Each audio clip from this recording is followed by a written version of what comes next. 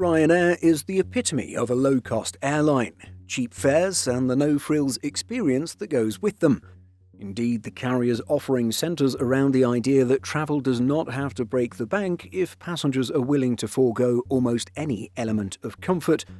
But this focus on budget travel can often draw criticism, and it's well known that passengers love to hate the Ireland-based carrier.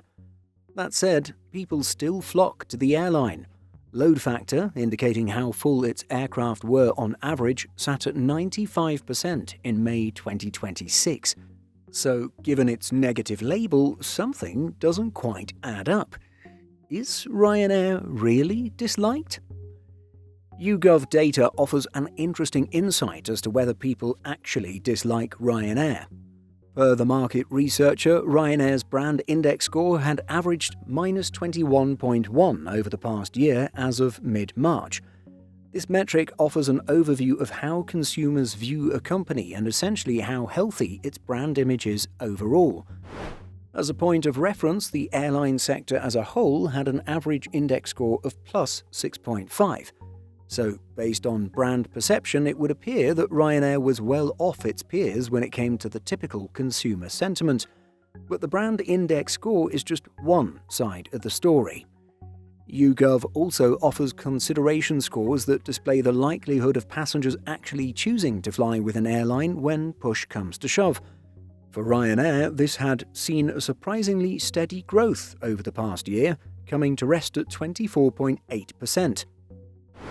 This ultimately meant almost a quarter of Brits responding to YouGov's surveys in mid-March said they would consider purchasing a Ryanair ticket upon booking flights. The average for the wider sector, meanwhile, sat at 14.1% by the same point. All this meant that passengers typically viewed Ryanair poorly when compared to its peers, but they were on average more likely to fly with the low-cost carrier than the other options, regardless. Ryanair's own passenger statistics and even its share price would suggest that the negative brand index score is not something that would have had executives at the airline worried. In terms of its financial year covering the 12 months to March, Ryanair welcomed a record number of passengers aboard its aircraft.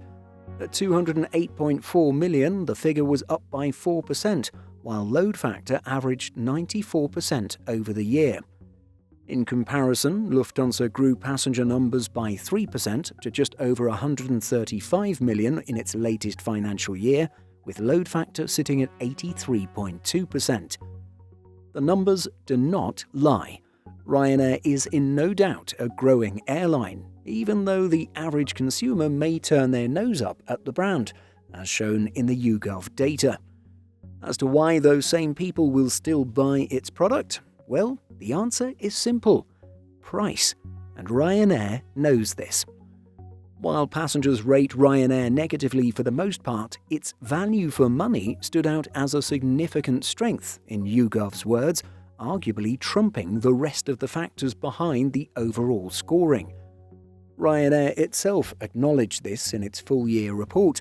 The likes of aircraft delivery shortfalls, delays relating to Pratt & Whitney engine repairs, and rival airlines withdrawing capacity due to unhedged fuel costs were among factors leaving other carriers, quote, less able to compete with Ryanair's much lower costs in the current climate, it said. So Ryanair knows its ability to offer better value for money than rivals in many cases is effectively the trick up its sleeve. Because it can keep prices too low to ignore, a lower brand health rating realistically doesn't matter so much. The point is, Ryanair may not be the nicest to fly with, but at the prices it offers, it does the job, and that's what travellers seem to care about the most. Ryanair's brand health doesn't mean people necessarily hate the airline, but rather they just have low expectations of the product. But where do you stand on travelling with Ryanair? Let us know by leaving a comment. And be sure to check out Simple Flying's flight tracker. From live alerts and data on commercial, military and government flights, it goes way beyond your standard tracker. It was built specifically for AvGeeks, free and live, right at your fingertips. In addition to our daily YouTube videos, Simple Flying publishes over 150 articles every week.